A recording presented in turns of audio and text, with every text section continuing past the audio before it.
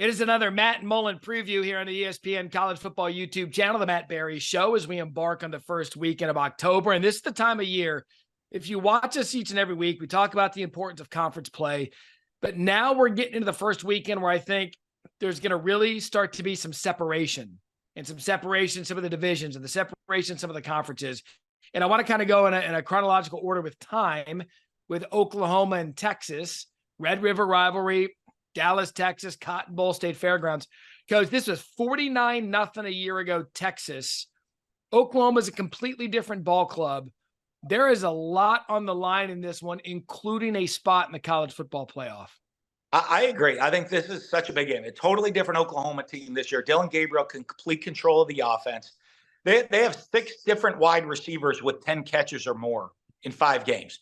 6 different receivers with touchdown catches in the first 5 games. 6 different wide receivers. And I mean, he's distributing the ball. They have playmakers in the perimeter. And I mean, making plays. They are a different team. And the other part that makes them different is they're playing defense this year. And so, you know, what's going to be interesting is, hey, I think Texas is the most complete team in the country right now. You said last week you would have them number 1. I did. I put my top 25 out. I had them at number 1 this week. I think they're the most complete team. I think there's 2 things that come into it. One, Texas is the most complete team in the country on a mission. Totally different Oklahoma team.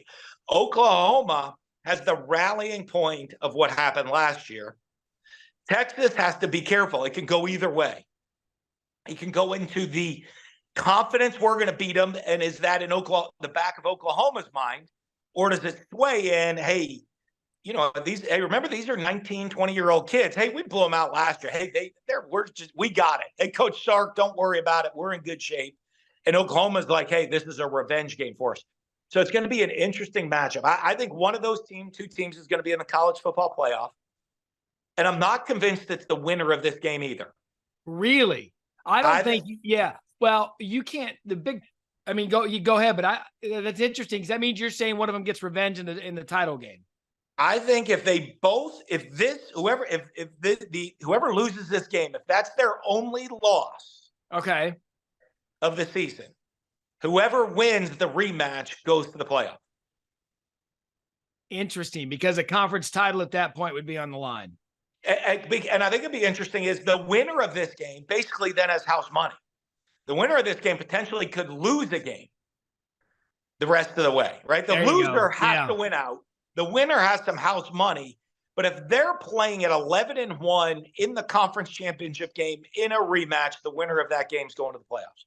And I would tell you, the Big 12 isn't strong this year. As of now, they've got 2 ranked teams. It's Oklahoma and Texas. Kansas is no longer ranked. And I look at Texas relative to Oklahoma. Texas is football tested this year. They had the game against Alabama. They had the game against Kansas. At Baylor typically isn't a walk, even though Baylor's struggling a little bit this year. But relative to them in Oklahoma, Texas is football tested. But quarterback-wise, Quinn Ewers has kind of been up and down. And so if I'm looking at this, and I'll ask you this question, 2 minutes, game on the line, which of these quarterbacks you taking, Dillon Gabriel or Quinn Ewers? Yeah, I'm going Dillon Gabriel. You know, watching him, I mean, he's accurate. He's proven. He's been around. I mean, listen, I love Quinn Ewers' moxie. But yes, I have, like you, I've seen him do some amazing things. Like, I'm not nervous. I'm rolling Quinn Ewers out there, but I think it's more of a coin flip. Either it's going to be a no-brainer and it's going to be this moxie, like this dude, it's the it guy just walking him right down the field for the win. Or it could easily be 4 and out and the game's over and Oklahoma's taking a knee before you could blink an eye. You know, I mean, it could end quickly. So I think that's the interesting part. I think it's such a big game. I think it's great for college football that this is a big game again. But I mean, you get into it in the big picture of things. That Texas win at Alabama, that, you know, we were saying, okay, well, LSU is going to roll in the West, right? And so it's not, and so that's not going to be a big deal. Alabama's back to the West favorite. There you go. With a loss to a potential Big 12 champion or Big 12. If Oklahoma wins, you're comparing Oklahoma to Texas or Oklahoma to Alabama. Hey, common opponent. They're Right. above the SEC now. So it's really interesting. Who do you think wins?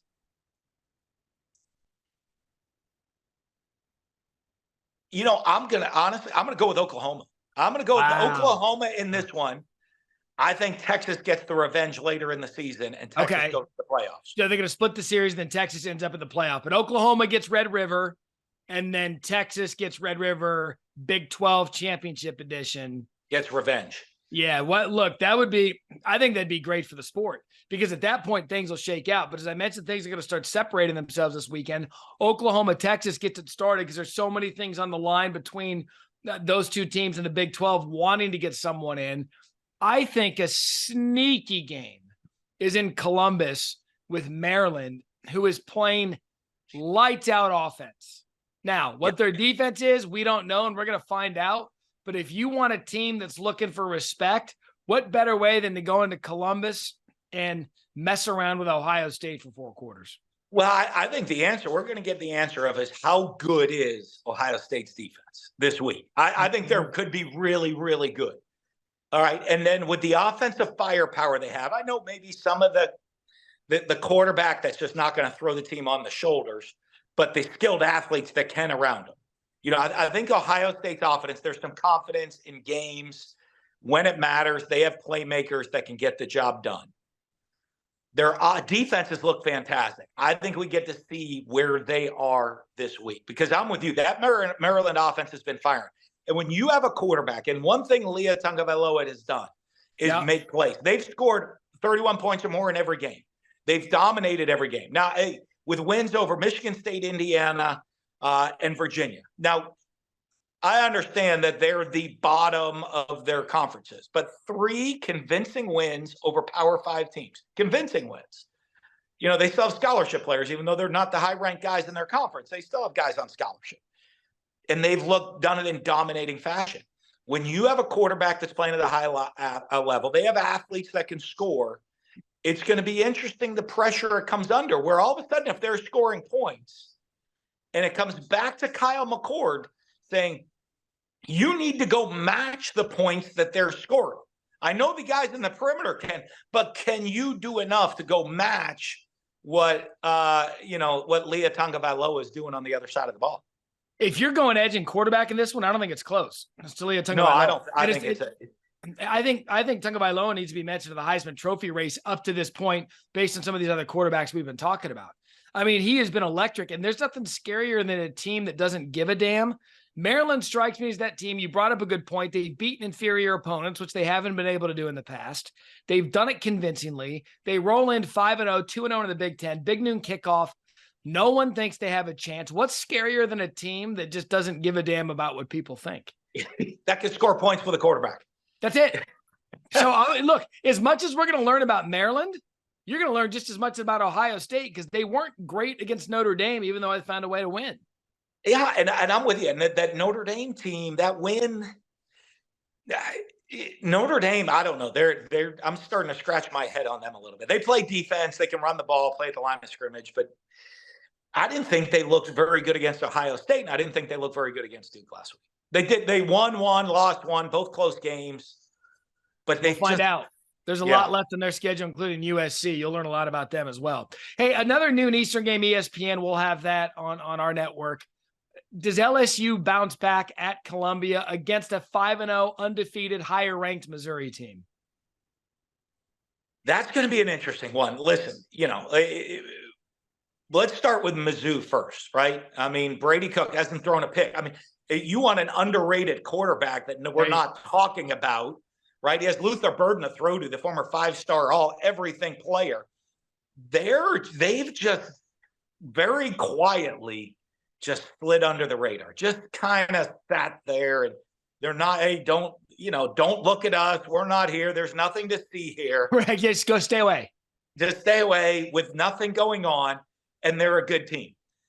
I think this is a test. This is a game that's very winnable for Missouri. Okay, I think LSU's kind of backed in the corner. The problem with LSU, listen, I always say this. Anytime I've ever played LSU, you have the no look. You have the no look rule, right? Which was when you come out to stretch and warm-ups, don't ever turn around and look down the other end of the field, right? Because I'm going to tell you what, I don't care if you're playing the Dallas Cowboys, the Kansas City Chiefs, whoever, they don't look as good as what LSU looks. Like the LSU is going to come out in the gold pants, the white jersey. You're going to look down that other end of the field, and guys are going to start running by in like single digits and teens, and they're going to run by your D line, and you're going to be like, that's their corners and safeties, and they're like towering over your D line. So LSU's got a pretty team. Listen, last year they were probably a little ahead of schedule, right? And so all this expectations come in this year. And what are their losses? Against a national title contender, motivated FSU game in week 1. Yep. And a road loss against Lane Kiffin in a high-scoring shootout at Ole Miss. And anytime you go on the road in the SEC, it's up for grabs. So, I was still looking. I'm not saying LSU's not a good team this year. I think they're an excellent football team this year that has played a very difficult schedule, but they have another one. And, this is a sleepy game. You go on the road to Missouri. 11 a.m. It's not the environment, and I don't want to knock Missouri's environment. Great football environment. But it's not Death Valley on a Saturday night. It's not Tuscaloosa on a Saturday night. And anytime you play those early kickoffs, when you show up you're used to showing up in the SEC at the stadium. When you show up and the bus is rolling in at 4:30 for a 7:00 game, and they're throwing stuff at the bus, they're shaking it. Everybody's telling you you're number one with the other finger, right? You're number one for everybody. Your fans say you're number one, or the opposing fans say you're number one, right? And the atmosphere, you just go out to warm up, and the student section's already packed, going crazy. When you're pulling up for the 11A cook, it's 8:30 in the morning. Right? The tailgates are getting set up. They're not all sauced up, ready to go just yet. And so you're like, oh, okay. It's kind of a slower, sleepy start. So this is a very dangerous game for LSU to come in, and a game that could really derail their season. It could end it. And so this is going to be a fun one to watch. Again, that one noon Eastern, ESPN will have the halftime festivities. But when you look at a game like that, that's a ranked matchup, on this Saturday, I'm telling you, things are going to start clearing up. And you and I work enough together to know that I feel, and I need to be convinced otherwise, that Max Johnson now being the starting quarterback at Texas A&M, to me, makes Texas A&M the team to beat in the West. I think the offense is more fluid. I think he's a smarter quarterback than Connor Wegman and puts the ball where it needs to be. He gets it to his playmakers quicker. And we know Texas A&M has a defense that can play with anybody in the country. Because this game is in College Station and Max Johnson is the quarterback, Coach, I think Texas A&M can beat Alabama and plant their flag in the ground as, come get us, we're the best team in the East or the West. I agree with you on this one. And here's the thing as a coach with Max Johnson. And I'm guessing this is the whole scenario of how this played out. Connor Wegman's an excellent quarterback. Yes. Athletic, the skill set, all this. You're at practice, you're at training camp, and you're watching, and you're saying, Connor Wegman's just kind of the guy. We're watching all this practice stuff. I've been through it, and you're like, boy, Max is good, but I practice. I just don't see it. But Max Johnson, I think, is one of these guys. And I played against him when I was Florida. He's been around for a long time. He's better on game day than he ever is on the practice field. Right. And so I think what's going on is you're sitting there. It's like, oh, well, I love him, but he just doesn't do enough to win it out. All during camp, all during practice. On game day, he steps in. I think he's a better fit for what Bobby Petrino wants to do. Yeah, I agree with you with their skill set. Evan Stewart and all the speed they have.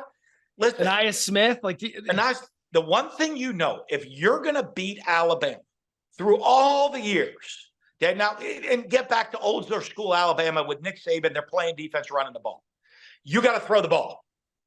You have got to make explosive plays out in the perimeter, throw the ball down the field. Like to sit there and say, we're going to go up 14-yard drives and beat Alabama. It's not going to happen.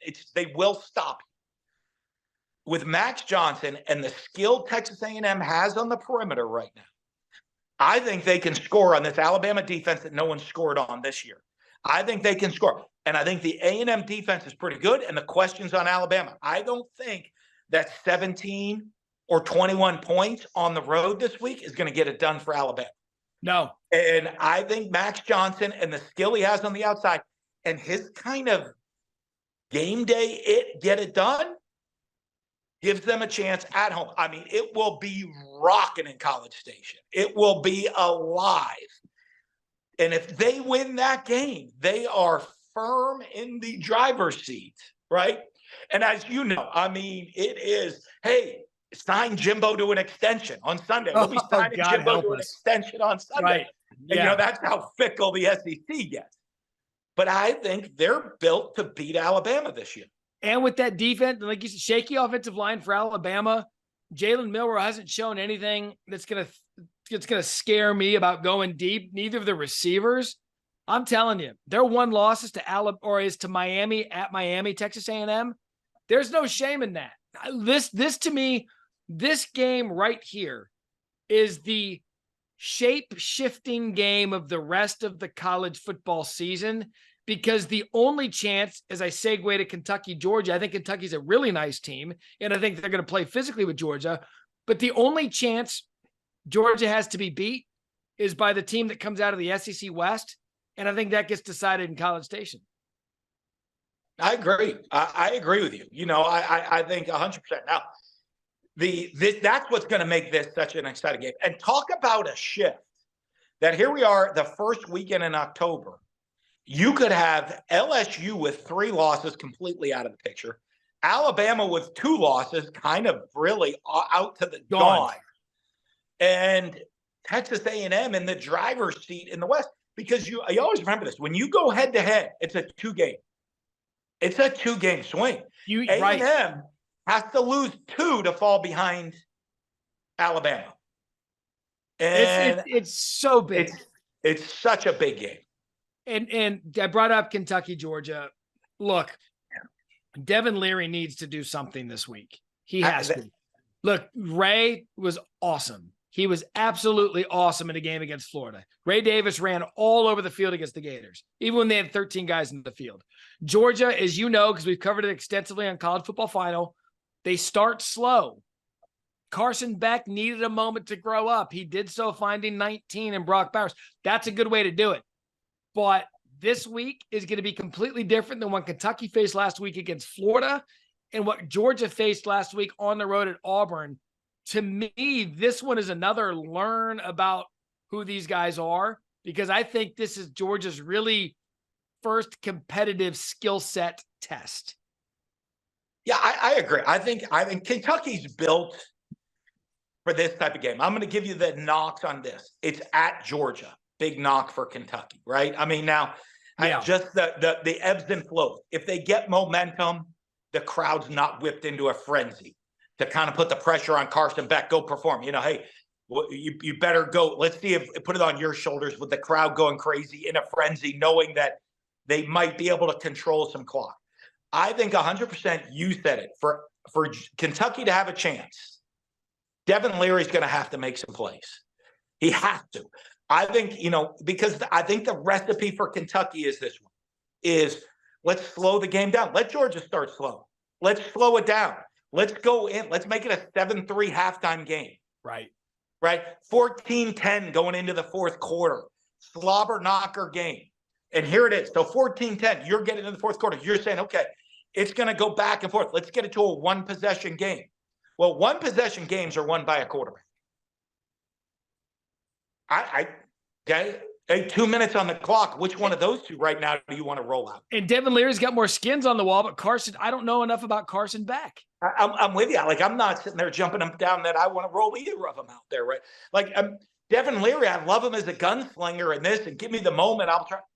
But I mean, he went 9 of 20 last week.